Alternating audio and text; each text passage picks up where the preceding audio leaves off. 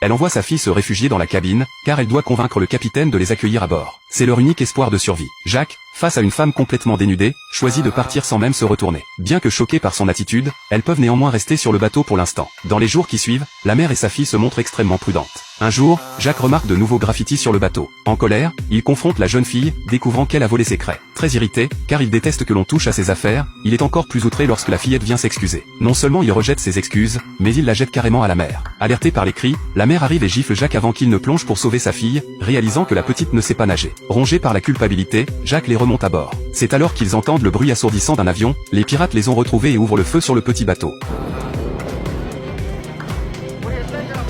Dans l'urgence, Jacques court chercher des armes dans la cabine, laissant penser à la femme qu'il fuit. Mais c'est elle qui, armée d'une harponneuse, transperce l'avion, prouvant son courage et sa détermination. Cette situation tourne mal lorsque l'avion, retenu par une corde, se met à tourner en rond autour du petit bateau. Heureusement, le pilote parvient à tirer sur la corde pour la briser. Néanmoins, le bateau subit de graves dommages. Hors de lui, Jacques, incapable de formuler des mots, coupe les cheveux de la femme, espérant lui infliger une sorte de punition. La jeune fille, témoin de la scène, se met à l'insulter.